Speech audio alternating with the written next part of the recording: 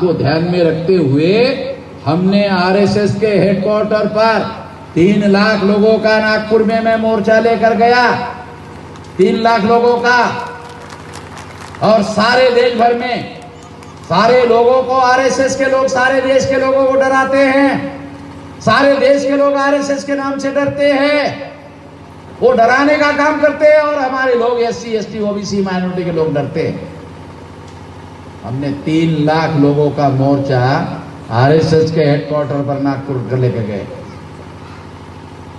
और लेके जाने के बाद मोहन भागवत ने सरकार को कहा कि एक सुरक्षा के लिए जरा सिक्योरिटी एजेंसी के आदमी भेज दो।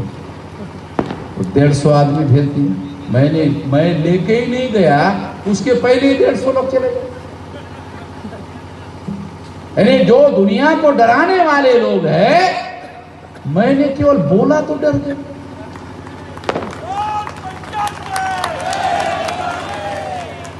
और जब मैं वहां 3 लाख लोग लेकर गया और पुलिस की नहीं सुना, तो आरएसएस ने कहा 150 लोगों से काम नहीं होगा, पागल लोग हैं, इनका इतिहास है। इनके 500 लोगों ने 28,000 पेशवा ब्राह्मणों को मारा था भीमा कोरेगांव में। ये पागल लोग हैं। ये वर्ल्ड वार में भी गए थे, वहां भी जीतने वालों के साथ थे।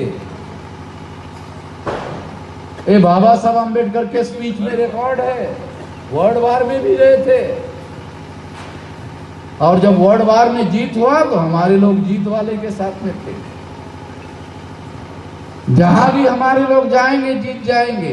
तो वहां 3 लाख लोगों का मोर्चा हम लेकर, तो मोहन भागवत ने सरकार को कहा, अरे ये सिक्योरिटी फोर्सेस से ये कंट्रोल नहीं होंगे, कमांडो भेजो, कमांडो। तो 70 कमांडो वहां बोलते परमानेंट रखना पड़ेगा। वामन मेश्राम का पता नहीं कब आ जाएगा और क्या कर लेगा पता नहीं। परमानेंट 70 कमांडो रखे गए, जो लोग सारे देश के लोगों को डराते हैं। अब उन लोगों के डरने की बारी है। हमने 3 लाख लोगों का मोर्चा लेकर गए, अब उन लोगों को डरना होगा इस देश में। और आप लोगों को, एससी एसटी ओबीसी माइनॉरिटी के लोगों को, खासतौर पर मुसलमानों को कहता हूं, अगर मुसलमान मेरा साथ दे तो डर उसी समय खत्म हो जाएगा। मुसलमान अगर मेरा साथ दे दे, देते ही खत्म, डर ही खत्म हो जाएगा। मुसलमान जिसको किसी को भी डर लगता है भारत में, तो लोग जो है हनुमान चालीसा पढ़ते हैं। अरे हनुमान चालीसा पढ़ना बंद कर दो, वामन 41वां पढ़ो, खत्म हो जाएगा, कोई डर नहीं रहने वाला। इसलिए साथियों, ये लड़ाई हमने वहां शुरू की। ये लड़ाई कौन सी है? संघ परिवार वर्सेस मूल निवासी परिवार। अभी हिंदू मुस्लिम खत्म हो गया मामला। अभी आप लोगों को याद नहीं है, अभी आजकल आरएसएस वाले हिंदू मुस्लिम बोलना बंद कर दिए। अभी नई लड़ाई देश में शुरू हो गई है। कौन सी? संघ परिवार वर्सेस मूल निवासी परिवार। संघ परिवार का मतलब है विदेशी परिवार और मूल निवासी परिवार का मतलब है देशी परिवार। तो देशी वर्सेस विदेशी परिवार की लड़ाई शुरू हो गई है। और ये लड़ाई 15 अगस्त 47 को एक बार अंग्रेज चले गए थे। अभी जो लोग इधर देश में है, उन लोगों की बारी है। अगर वो ईमानदारी से छोड़ना चाहते हैं और इज्जत से रहना चाहते हैं तो रहने देंगे। हम उनको यहां से चले जाओ ऐसा नहीं कहने वाले, मगर बदमाशी से रहेंगे तो फिर बोलना पड़ेगा। बदमाशी से रहेंगे तो बोलना पड़ेगा। जैसे गांधी ने कहा चले जाओ, दोबारा बोलना पड़ेगा चले जाओ। वो लोग मेरे पास आए थे, बोल रहे थे कि वो तो अंग्रेजों के लिए देश था, हमारा कहाँ है, हमारा काम कहाँ जावे। अरे काला सागर के पास तुम्हारा देश है भाई, काला सागर के पास तुम्हारा देश है, और काला सागर के पास वाला देश नहीं तो सागर तो है ही, जाओ आप रहो सागर।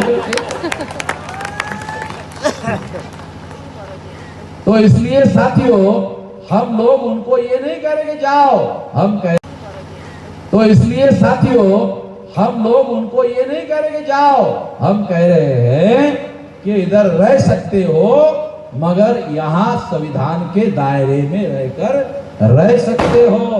तो तुम लोग अभी तक संविधान पर तुम्हारा यकीन है, इसका रेजोल्यूशन तक पास नहीं किया आरएसएस ने।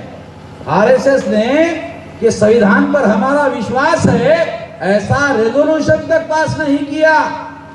तो तुम लोगों को किस आधार पर रहने दिया जाए, ये सवाल खड़ा होता है। तुम संविधान पर यकीन नहीं करते हो। इसलिए साथियों आने वाले समय में जो लड़ाई शुरू हो गई है वो है संघ परिवार वर्सेस मूल निवासी परिवार। अब मामला हिंदू मुसलमान का खत्म हो गया, अब मामला हिंदू मुसलमान का खत्म हो गया, अब मामला शुरू हो गया संघ परिवार वर्सेस मूल निवासी परिवार। और ये लड़ाई आने वाले समय में हम लड़ेंगे, ये लड़ाई हम आने वाले समय में लड़ेंगे और ये लड़ाई जीतेंगे। आज नहीं तो कल, कल नहीं तो परसों, परसों नहीं तो तरसों, तरसों नहीं तो नरसों। अरे तो जीतना तय है, जीतना तय है। इसलिए जीतने के लिए तैयारी करो, चाहे चुनाव हो चाहे लड़ाई हो, हर प्रकार की लड़ाई जीतने के लिए अपने आप तैयारी करो। अगर आप तैयारी करोगे तो यकीनन हम लोग जीतेंगे। इतना ही इस मौके पर मैं